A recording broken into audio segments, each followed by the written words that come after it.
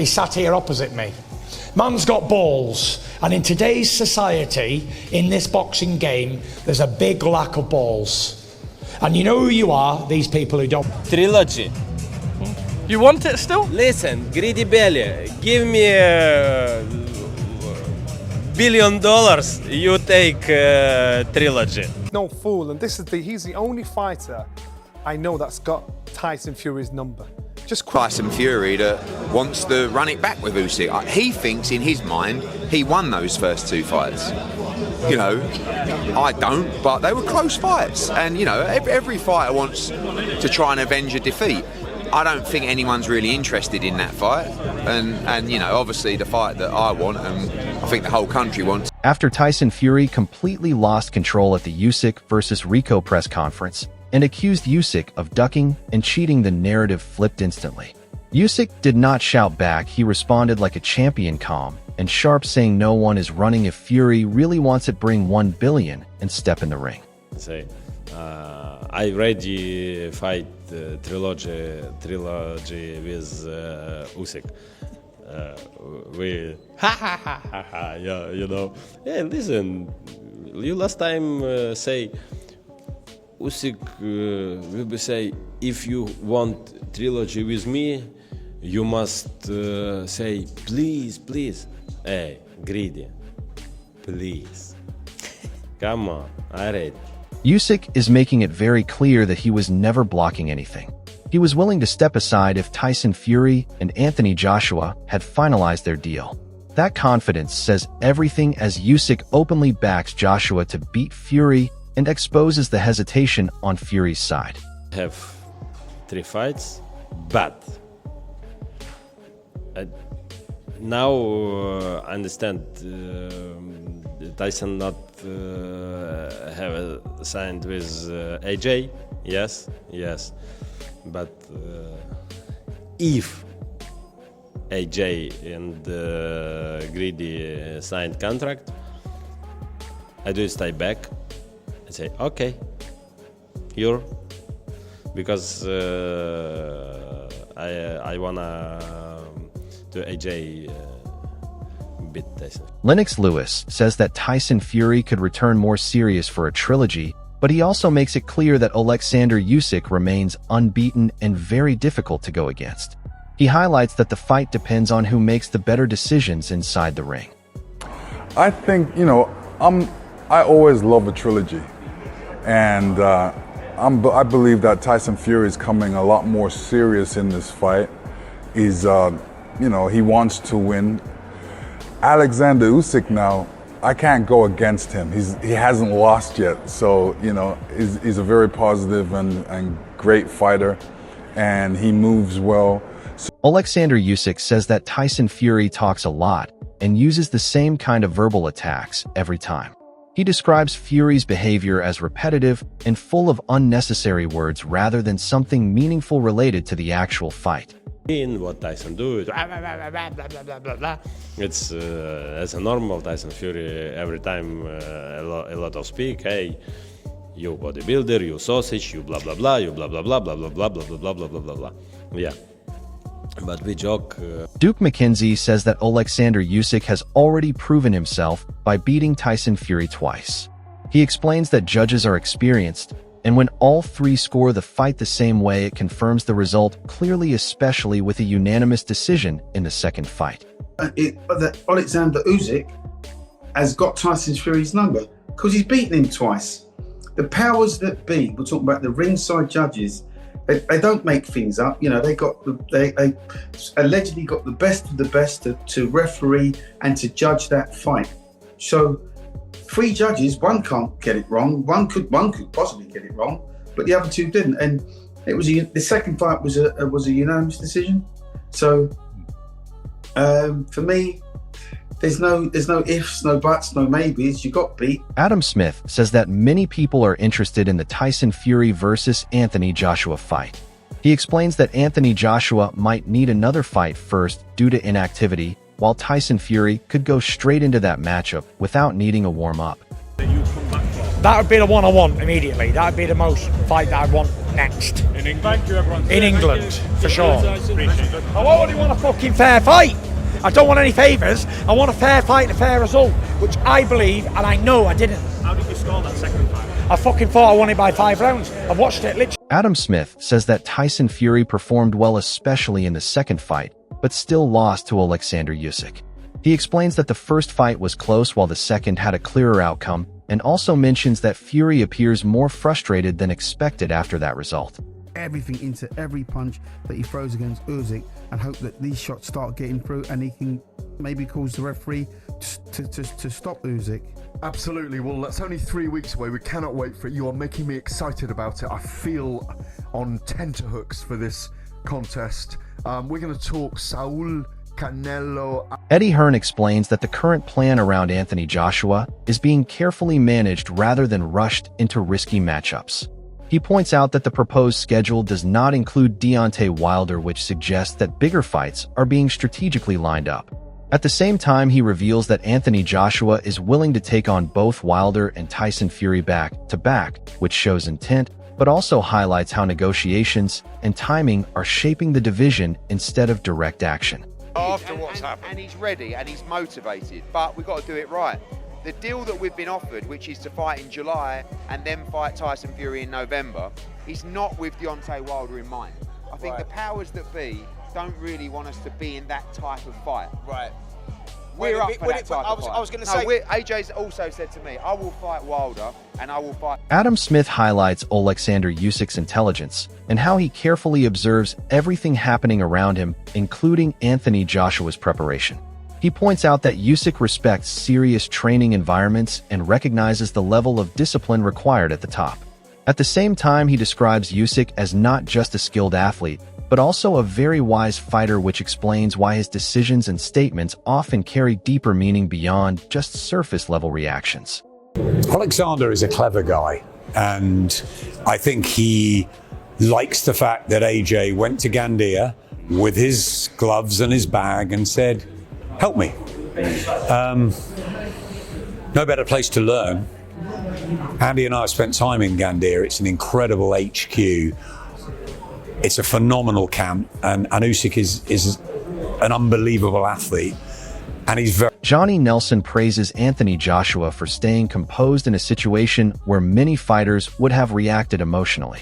He explains that instead of engaging in verbal exchanges, Joshua maintained control and responded with calm authority. This approach reflects discipline and confidence, as Joshua focused on positioning himself strategically rather than getting drawn into unnecessary confrontation, which often shifts attention away from the actual fight. What did Anthony do? I rate him for what he did, because most people, most fighters, ego gets involved, thinking this man's not mugging me off in front of all these people. You get up and say blah, blah, blah, you bite. AJ sat there and he just said, you know, I'm your landlord. You know, me and you fight and be on my terms. It doesn't matter what you say, what you shout about. Tyson Fury focuses on his return and questions why other opponents are being discussed instead of facing him directly.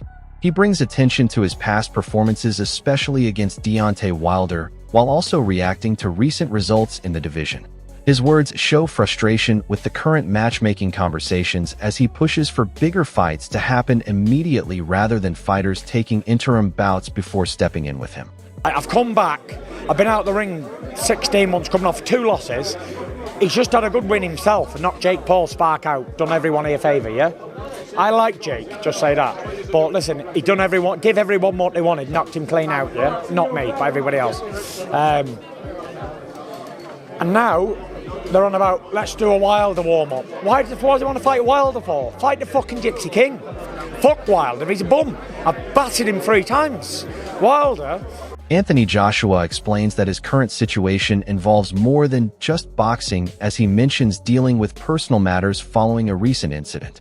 He makes it clear that while a potential fight might look like a warm-up, he is not rushing back without being fully prepared. At the same time, he reassures that he is still focused on the sport and not avoiding any opponent, but waiting until he is completely ready before stepping back into the ring. Options, that could be a warm-up fight after what I saw tonight, but we'll see. We'll see. I was just in a serious incident maybe 4 months ago, innit? Do you know what I mean? So I need to really check out what's going on with my return to the ring, you know. So, but I'm here. I'm keeping my eye in the game. There's real stuff happening in my life. Do you know what I'm saying? It's not like I'm not ducking no one. I know what my job is. I know what I'm here to do. But there's just real stuff happening in my life that I also got to attend to. And once I'm 100%. I'll be ready, 100%. Shane Fury explains that any big heavyweight fight is highly dangerous because one punch can change everything.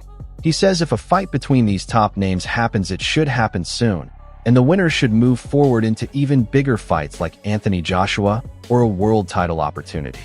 He then talks about the Tyson Fury versus Oleksandr Usyk situation, saying that in earlier years Tyson would have been a clear favorite, but now the odds have become much closer due to age and experience. He still slightly favors Tyson, but clearly states that the fight is now much more competitive than before and not as one-sided as people once believed. Gotta say it. Because listen, interim fights for both men, it's a dangerous thing. As you can see in there, listen, it takes one punch. So for me, if it's going to happen, let it happen next. And then the winner can probably go on to do AJ. If he wins, he can probably go and fight the world title. If Tyson wins, he can go and fight Usyk. How does that fight go? How does your brother? Listen, if you'd have asked me 5 or 6 years ago, or 4 or 5 years ago, however long it would have been, it'd have been 75-25 Tyson. Now it evens up. The odds is evened up. I reckon I'd favour Tyson, but it's a close one. Both men's aged. It's just who's aged most. Frank Warren explains the current contract situation around Tyson Fury and Anthony Joshua. He states that Tyson Fury has already committed to his scheduled fight at Spurs and was expected to move directly into a major clash with Anthony Joshua in the following months. According to him, Fury has fulfilled his part of the agreement, while there is uncertainty regarding Anthony Joshua's side, as he has not yet completed or confirmed his signing. This creates confusion around the fight timeline and raises questions about whether the anticipated matchup will actually proceed as planned or face further delays due to contractual issues. Tyson has signed up for this fight. He signed up for the fight at Spurs, which he had, and the next fight's supposed to be against AJ in August, September. That's what he signed for. He has signed up for it. AJ, we were led to believe, has also signed up or was about to sign up for the fight. Max Kellerman explains that Anthony Joshua has shown willingness to take the fight, but not under immediate pressure. He states that Joshua has made it clear he is dealing with personal and professional matters and will return when he feels fully prepared. Kellerman also suggests that Joshua's comments about fighting on his own time may be part of a negotiation strategy rather than a direct refusal. This creates the impression that Joshua is carefully controlling the timing and conditions of his next major fight rather than rushing into it without proper planning. Anthony Joshua said he would take the fight, but on his own time. After the fight, AJ said he's still dealing with a lot of things, but he'll be ready, guys. And the quote was, as I said, on his own time. It looked to me like AJ was staking out a negotiating position. How did it look to you? Yeah, I think it was a power move from Anthony Joshua and Eddie Hearn to say, hey, we're the ones in control. Obviously, they are not, right? Tyson Fury is the cash cow. Yes, he is. I'm the landlord is what he right, said. Come on, he's the tenant, let's be real. But I liked it, it was a great line. And Tyson Fury, Anthony Joshua, this is similar to Mayweather-Pacquiao. It's gonna happen past when we wanted to see it, but it's gonna... Johnny Nelson explains that the fight between Anthony Joshua and Tyson Fury is still considered the biggest possible matchup in boxing. He warns that the timing is very important because delaying the fight could reduce its value if either fighter loses before it happens. He mentions that careers have already seen setbacks like retirements and defeats, so the opportunity should not be wasted. According to him, Anthony Joshua should not take a warm-up fight, and instead the focus should be on making the Fury fight happen while both names are still at their peak attention level in the sport. Without a doubt, regardless of all the heavyweights around the world, it is the biggest fight in boxing to it, even now. But you can't leave it too long. You know, and we've had the Gypsies warning. AJ got turned over. Fury's been retired. Now that you've got the chance for this to happen, you can't leave it too long because one of them lose. That is no longer the biggest fight in boxing. So AJ doesn't get a warm up. And you know what? I think AJ and Fury is bigger than anybody you put in. Ajit Cabale says the event was entertaining for the fans and highlights that the British audience is still very interested in seeing a fight between Anthony Joshua and Tyson Fury. When asked about predicting the outcome, he avoids giving a confident answer and admits uncertainty. He explains that his predictions are often inaccurate, and even if he makes a guess, it may not reflect the actual result. This shows that even fighters themselves find it difficult to confidently predict the outcome of such high-level heavyweight matchups, where both competitors carry serious knockout power and experience. This was a good show, for the fans. Yeah, we will see. I think all the fans in Britain he will see the fight. AJ versus Fury. Who do you think will win that fight after what you saw tonight? I don't know. I don't know. But my prediction is very bad. I say to you, Fury will win the fight maybe in the first 4 rounds. But you see the result. I don't know. Really, I don't know. Do you think all of these clips together build a clear picture of the heavyweight division where Tyson Fury, Oleksandr Usyk, and Anthony Joshua are constantly linked in discussions, but the situation remains unsettled. Fury is shown reacting strongly and demanding big fights, while also questioning why certain opponents are being discussed instead of direct action. Usyk on the other side stays composed and responds with confidence, repeatedly making it clear that he is not avoiding anyone and setting his own terms for any potential trilogy or future clash. Across multiple analysts and voices like Lennox Lewis, Johnny Nelson, Adam Smith, Frank Warren, and others, the same theme appears that timing, contracts, and negotiations are delaying the biggest fights from happening. At the same time, there is constant debate about whether Anthony Joshua is ready or needs more preparation before stepping into another mega fight. The division is full of tension, opinions, and unfinished business, which keeps the fans divided but also highly interested in what happens next. Every fighter seems connected to the other through unfinished rivalries and unanswered questions, which keeps the heavyweight scene unpredictable and highly active. If you are following this rivalry, make sure you stay connected because the next move from Fury, Usyk, or Joshua could completely change the landscape of boxing. Tell us in the comments who you think is avoiding who and who should fight next.